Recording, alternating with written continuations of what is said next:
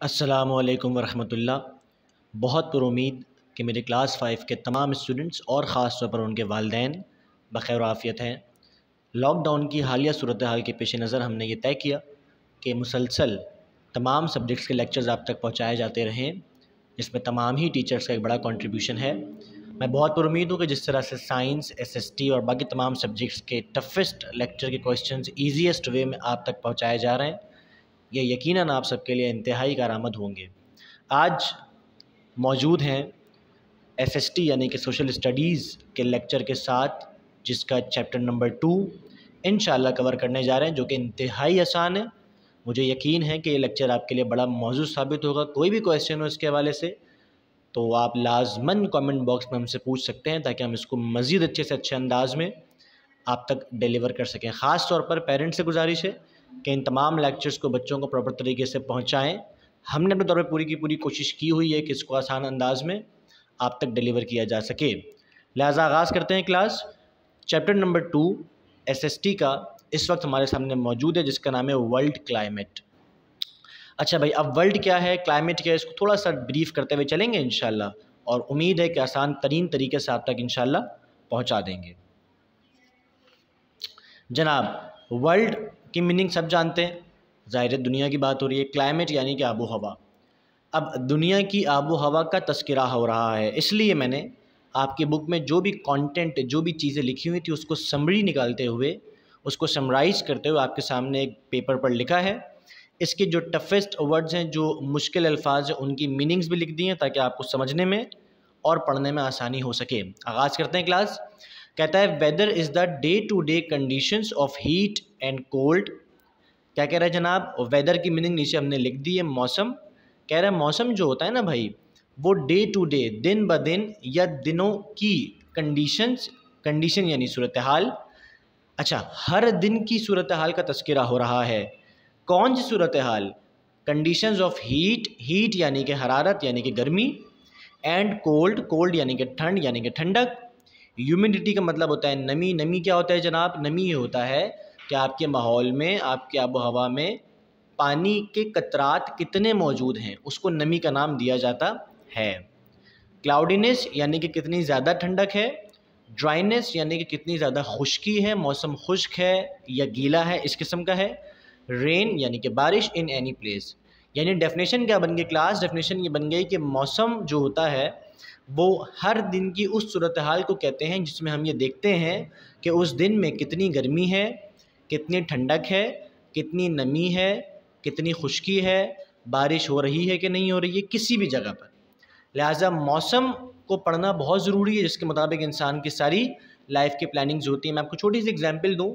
ज़ाहिर है अगर एरोप्लेन ने उड़ना है, हवाई जहाज़ ने अगर उड़ना है, सपोज़ करें कि आपको लाहौर से कराची जाना है, तो ज़ाहिर है इस बात को देखना ज़रूरी है कि मौसम कैसा है, बारिश होने के चांसेस हैं कि नहीं है, नमी होने के चांसेस हैं कि नहीं है, ठंडक है, गर्मी है। ज़ाहिर सी बात है जहाज़ से जब ऊपर उड़ना है तो मौसम को देखकर उड़ना है, मौसम के लिहाज से वो चीज़ ऑपरेट होती है। आगे चलते हैं क्लास। क्या कहता है? कहता है climate is the weather in area over a long period of time.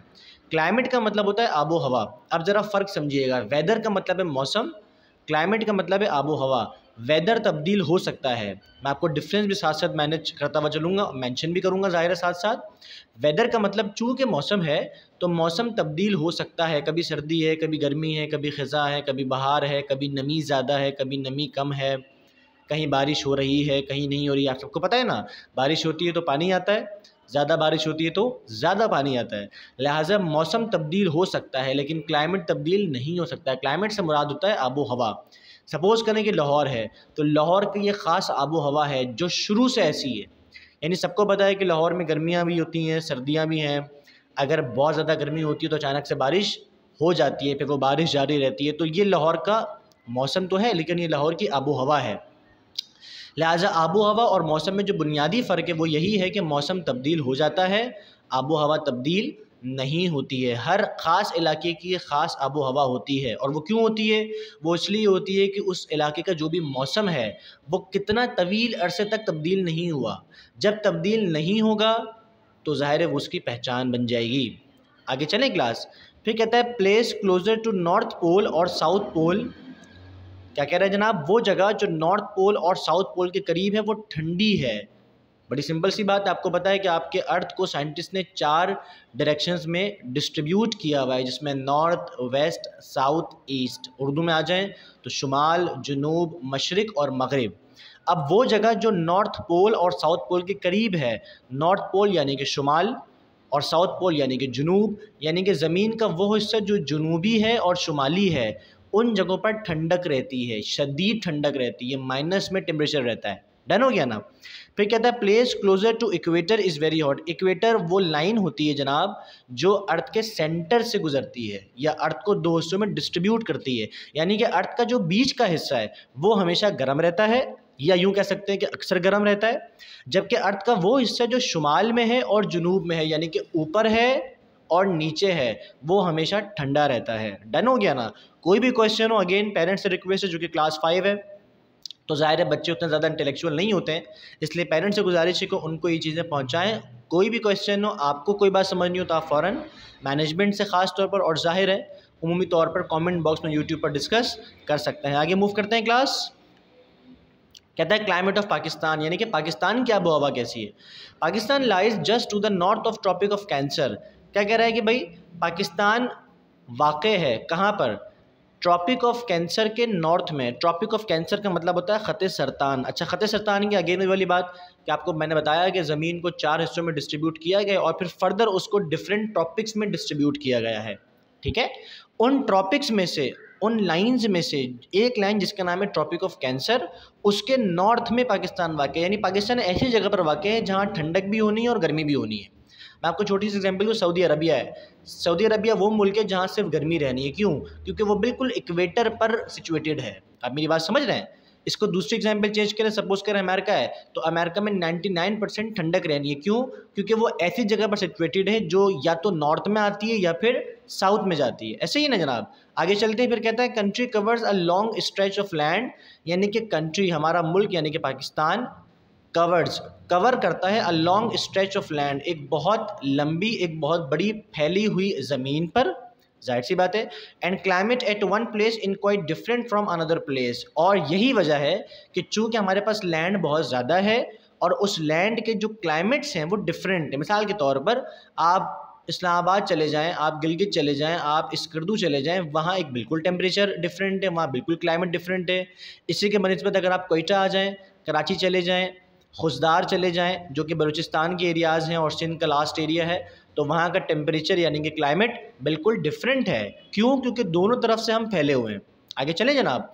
फिर कहता है कि द हॉटेस्ट मंथ इज़ जून। पाकिस्तान में जो गर्म तरीन महीना है वो है जून का महीना, जबकि lowest temperature in Quetta is recorded as -16। यानी कि अगर हम लो में जाएं, नीचे जाते रहें, तो पाकिस्तान के शहर कोयटा का जो दर्जा हरारत है, टेम्परेचर है, वो सबसे कम जो आज तक रिकॉर्ड किया गया है वो है -16 डिग्री सेंटीग्रेड। डन है। फिर कहता है highest temperature in Jacobabad recorded as 53 degree centigrade. आप नोट कर सकते हैं कि हम -16 जो कि इतना नीचे जाने वाला टेम्परेचर है, उससे कहाँ तक चले जाते हैं, 53 पर, जो कि हाईएस्ट तरीन टेम्परेचर है। यानी गर्मी भी उरूज वाली होती है और सर्दी भी उरूज वाली होती है। नीचे मैंने मीनिंग्स मेंशन की हुई हैं। होपफुली यहाँ तक चीज़ें बड़ी आसान है और आप तक पहुँच रही है क्लास। आगे मूव करते हैं। कहता है इफेक्ट्स ऑफ क्लाइमेट, आबो हवा के असरात क्या होते हैं। हम पहले डिस्कस कर चुके हैं वेदर और क्लाइमेट का, मैंने आपको डिफरेंस बहुत ब्रीफली समझाया। लिहाजा कहता है climate has a great effect on people. कह रहा है भाई आबो हवा के असरात बहुत ज़्यादा होते हैं लोगों के ऊपर। And the way they leave, LIVE, ये लीव लिखा हुआ है, और उस अंदाज पर या उस तरीक़ेकार पर जिस पर लोग रहते हैं। It affects the cloth we wear. कह रहा है आबो हवा असरात करते हैं, असर करते हैं हमारे कपड़ों के ऊपर जो हम पहनते हैं। द फूड वी ईट, उस खाने के ऊपर जो हम खाते हैं। डन हो गया। फिर कहता है इन वार्म क्लाइमेट, वार्म का मतलब गर्म होता है। कह रहा है गर्म आबो हवा में people can take part in outdoor and water sport. कह रहा है गर्मियों के दिनों में या गर्म एरियाज़ में या ऐसी जगह जहाँ का आबो हवा गर्म है, जहाँ की आबो हवा गर्म है, वहाँ पर लोग आउटडोर और वाटर स्पोर्ट को तरजीह देते हैं, पूल्स पे एंजॉय करते हैं, पार्टी वगैरह होती है, चीज़ें होती हैं जनाब। In cold climate people prefer to enjoy indoor game. ठंडे एरियाज़ में लोग इंडोर गेम को एंजॉय करते हैं। Wet crop grow well in milder climate. All right. क्या कह रहा है कि भाई जो वेट क्रॉप है, जो हमारे पास गंदम की फसल है, वो बहुत अच्छी तरह से ग्रो करती है एक ऐसे क्लाइमेट में जो ठंडा है, नॉर्मल है यानी कि हल्का है, जबकि while rice grow in warm या वार्म क्लाइमेट, जबकि चावल जो ग्रो करता है वो कहाँ पे करता है, ऐसे एरियाज में जो कि गर्म है।